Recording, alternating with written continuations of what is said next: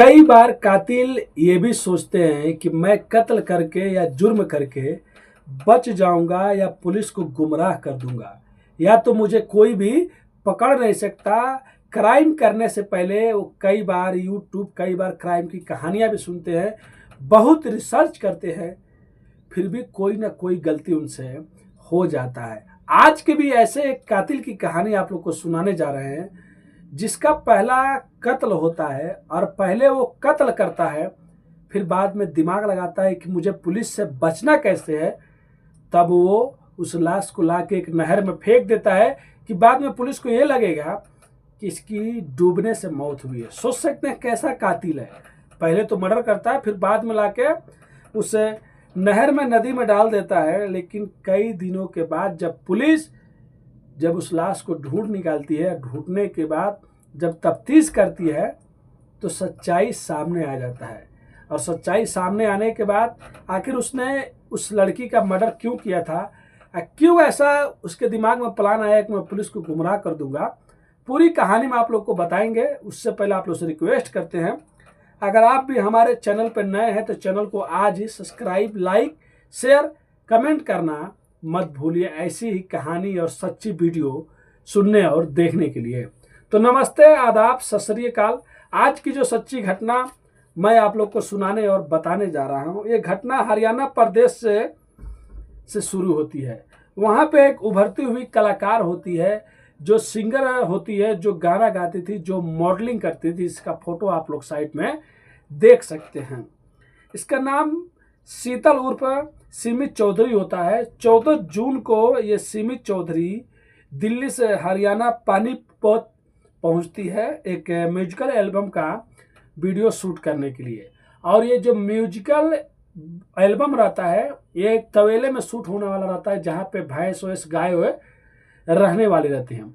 और 14 जून को शूट होने के बाद ये उस टाइम नाइट में अपनी बहन के घर चली जाती थी। बहन के घर पास में रहता है, लेकिन 14 जून की रात बीत जाता है और ये अपने बहन के घर नहीं जाती है।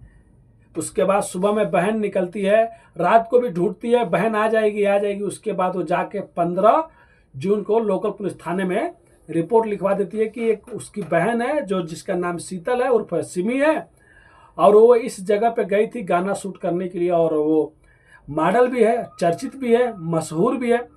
पुलिस उस जगह पे जाती है, डायरेक्टर, प्रोड्यूसर, जितने भी लोग रहते हैं, कास्टिंग वाले, सबसे पूछताछ करते हैं। तो लोग कहते हैं कि यहाँ से तो वो शाम को ही चली गई थी।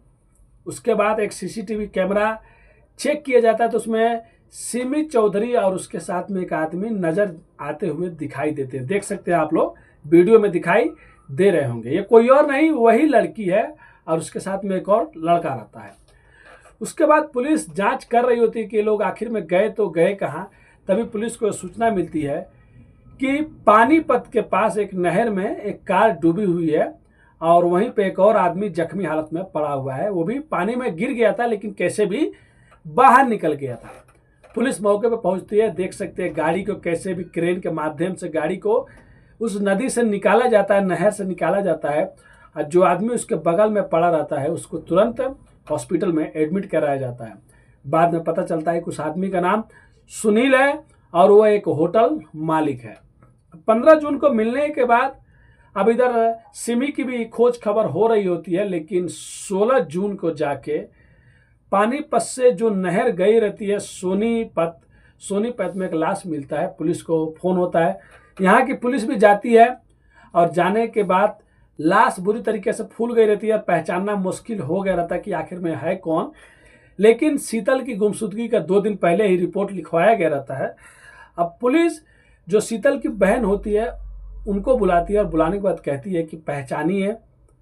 तो चेहरे से तो कोई पहचान नहीं सकता था, लेकिन जो हाथ पे टैटू उटू रहता है, हाथ पे टैटू से वो बहन पहचान लेती है, कहती है यही सिमी चौधरी है। टैटू का भी आप लोग फोटो देख सकते हैं।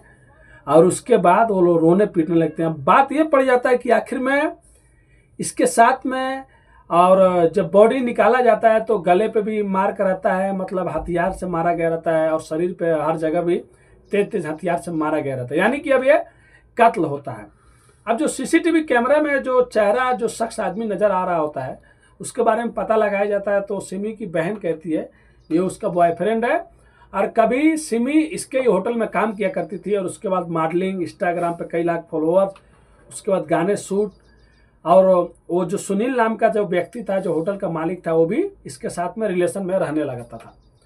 अब पुलिस को जैसे सब पता चलता है, पुलिस पहुंच जाती है हॉस्पिटल जाती है, तो पता चलता है कि जो सुनील है अभी भी उसकी हालत खराब है, वो एडमिट है। अब पुलिस उसके अच्छे होने की इंतजार करती है।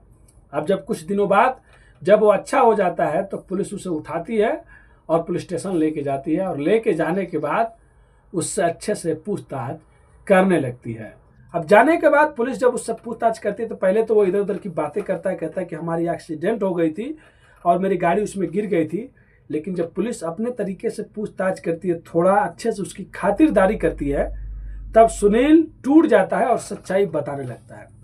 सुनील कहता है कि कुछ साल पहले जो शीतल थी वो आई थी और आने के बाद मेरे ही होटल में जॉब किया करती थी, और उसके बाद वो मॉडलिंग करने लगी, उसके बाद वो एल्बम में काम करने लगी और हम दोनों लोग एक दूसरे से प्यार करने लगे। लेकिन जब बाद में शीतल को पता चल जाता है कि जो लड़का सुनील है, होटल का मालिक है, इसकी शादी हो चुकी है, इसके बच्चे हैं, उसके बाद वो इससे दूरियां बनाने लगती है और इससे कहती है कि तुमने मुझे धोखा दिया है और मैं तुम्हारे साथ में नहीं रह सकती। उसके बाद ये हमेशा उसे धमकी भी देता था और कहता था कि देखो, मैं तुमसे शादी करना चाहता हूँ, तुमसे प्यार करता हूँ, तुम्हारे साथ में रहना चाहता हूँ।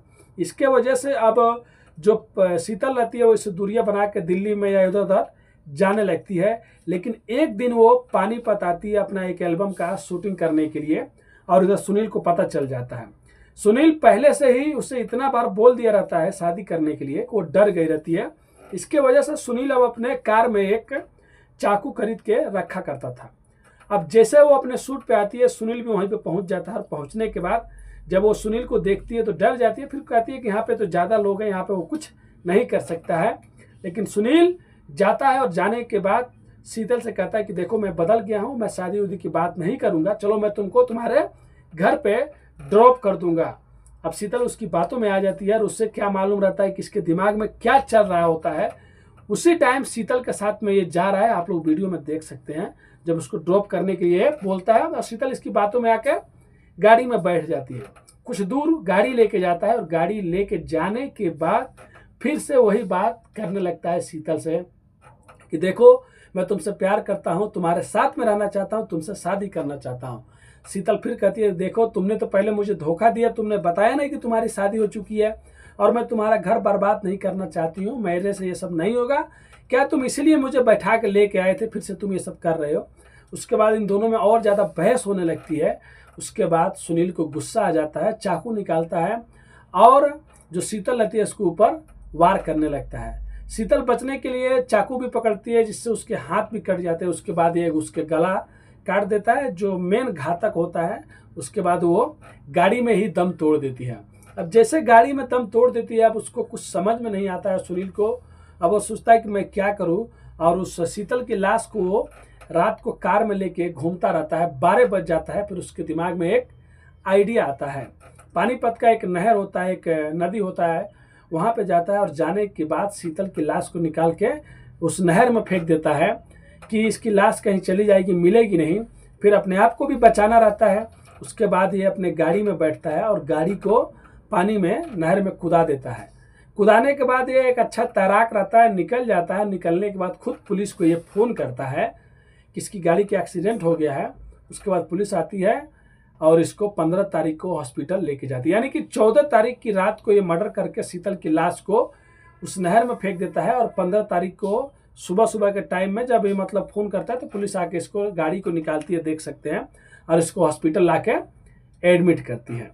और उसके बाद फिर 16 तारीख को यहीं से पानीपत से लाश बह के सोनीपत चला गया रहता है, और उसके बाद वहाँ पे लाश मिलता है। फिर जो 2 दिन पहले जो FIR दर्ज कराया गया रहता है गुमशुदगी का, जो शीतल की बहन ने कराई रहती है, उसको बुलाया जाता है, और वो जो टैटू बना रहता है उससे वो पहचानती है। और बाद में पता चलता है कि पोस्टमार्टम जब होता है तो कि इसकी मौत पानी में डूबने से नहीं हुआ है, उससे पहले इसका गला रेता गया है। उसके जिस्म पे कई जगह चाकुओं के तेज तेज हथियार के निशान है, जिससे मारा गया है, उसके लिए इसका जान चला गया है। उसके बाद ये जो पहले कहानी सुना रहा होता, फिर ये कहानी बदल देता है और कहता है कि हाँ मैंने मारा, बस इसीलिए मारा मैंने कि मेरे से शादी नहीं करना चाहती थी। तो सुनील अपना जुर्म कबूल कर लेता है। फिर पुलिस उससे अच्छे से और पूछताछ करती है और उसको उठा के जेल में भेज देती है। तो सोच सकते हैं कैसे कैसे लोग हैं समाज में, दुनिया में। क्योंकि जो शीतल थी वो ये सोचती थी इसका घर नहीं उजड़े, ये अपने फैमिली के साथ में रहे, और ये बस छोटी सी बात के लिए कि तुम मुझसे शादी करना पड़ेगा, मैं तुमसे प्यार करता हूँ, और इसके वजह से उसने उसकी जान ले ली। और लेने के बाद खुद बाकायदा अच्छा प्लान भी बनाया था कि मैं बच जाऊंगा, अगर नहर में फेंक देता हूँ लाश को तो बाद में लाश मिलेगी भी, तो चलो डूबने से मौत हो गई। लेकिन ये नहीं सोचा कि आज के ज़माने में टेक्नोलॉजी बहुत आगे चली गई है और पुलिस से कोई भी नहीं बच सकता है। कोई मुजरिम, कोई कातिल ये सोचे कि मैं जुर्म करके बच जाऊं तो 100% बच नहीं सकता। आज नहीं तो कल उसे जेल में जाना पड़ेगा, क्योंकि पुलिस के हाथ बहुत लंबे होते हैं। यहाँ पे भी इसने यही किया। अगर ये चाहता तो अच्छे से उसे छोड़ देता, अपनी लाइफ जीता, अपने लाइफ में खुश होता, और शायद आज एक सिंगर और किसी की बहन, किसी की बेटी शीतल भी आज जिंदा होती। तो ये कहानी सुनाने का उद्देश्य किसी का भी दिल दुखाना नहीं है दोस्तों, बस आप लोग को जागरूक और सचेत करना है। किसी पे भी जल्दी से विश्वास करने से पहले 100 बार नहीं 1000 बार सोचिए, क्योंकि आजकल लोग बहुत जल्दी किसी पे विश्वास कर लेते हैं, फिर बाद में उन्हें धोखा भी मिल जाता है और अपने ही लोग विश्वासघात करने लगते हैं। अगर आप हमारे चैनल पर नए हैं तो आप लोग से रिक्वेस्ट करते हैं चैनल को सब्सक्राइब कर लीजिए, ऐसी कहानियाँ सच्ची सुनने के लिए, वीडियो देखने के लिए। मिलते हैं नेक्स्ट वीडियो में फिर से कुछ सच्ची कहानियों के साथ। अभी के लिए अलविदा लेते हैं आप लोगों से। धन्यवाद।